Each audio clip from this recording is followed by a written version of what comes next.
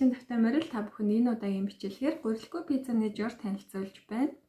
Тэгээд дэглэн барьж байгаа болон гурилаа хорсон, гурил идэхийг хүсэхгүй байгаа хүмүүст таалагдана гэж итгэж байна. Тэгээд суур шансныхаа жороор та бүхэн гурилаа пиццанд ч мөн хэрэглэж болно. Маш амархан бөгөөд амттай жор байгаа юм шүү. Тэгээд та бүхэн бичлэгийг таалагдах юм бол YouTube сувагт маань subscribe дараарай, баярлалаа.